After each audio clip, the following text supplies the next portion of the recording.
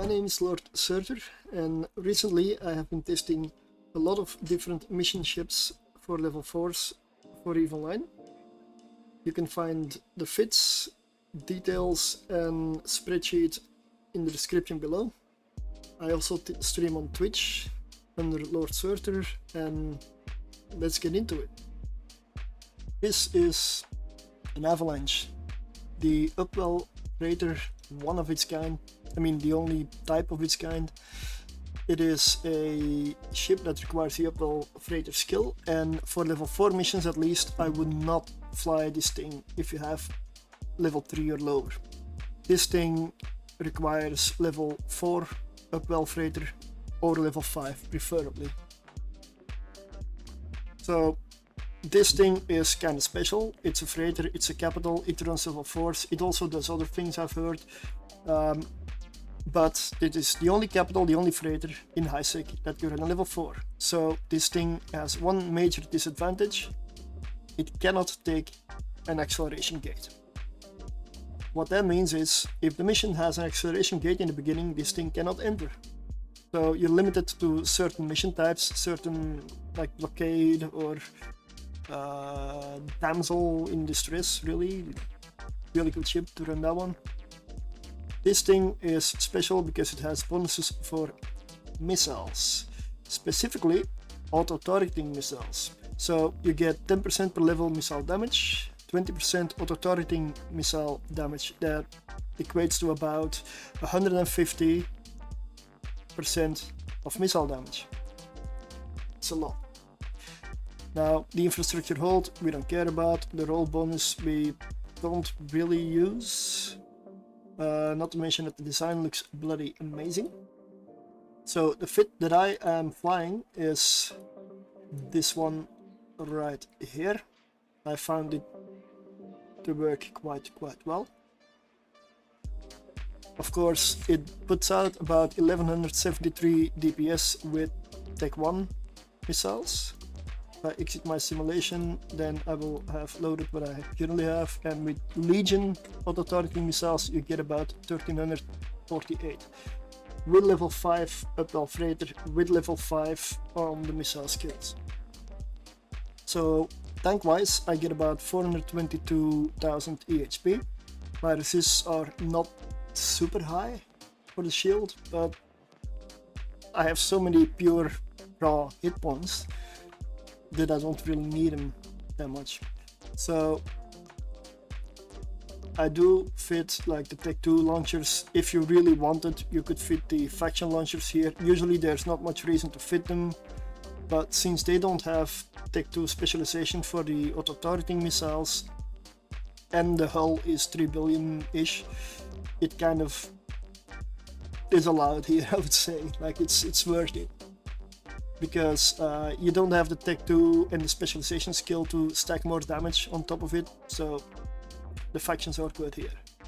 Tank wise I go for one multi-spectrum. I even went for a simple Tech 2. Do what you want here. And I went for a Pit X-type large shield booster. Not an extra large, you will run into fitting issues. So that one is supported by a Pit X-type shield boost amplifier, which really helps it out massively. Then I have damage control, which technically could be switched out for the third Caldari Navy ballistic control system. That's your choice. I also carry plenty of missiles. Usually, like this thing has room for ammunition. If there's any ship that has room for ammo, it's this one. But one big lesson: always carry a little stack of regular cruise missiles. Why? Because in some missions you need to hit the structure, and auto-targeting missiles don't always go for the structure. Sometimes you just need to load the regular ones to complete the mission. Now these things in the cargo hold are meant for when I'm transporting, like some bulkheads, a micro warp drive to get into warp faster, and another extra hardener instead of the amplifier. And that's it. So let's go over to some game.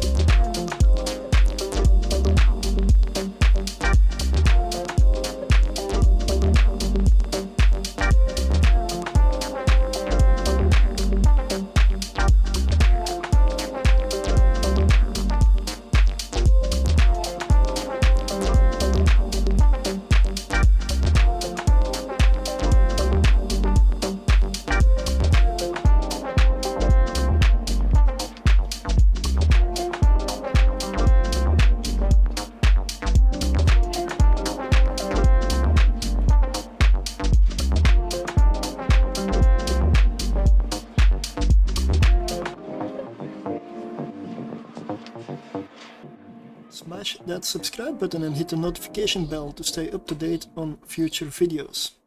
Thanks for watching, and I'll see you next time. Surtr out.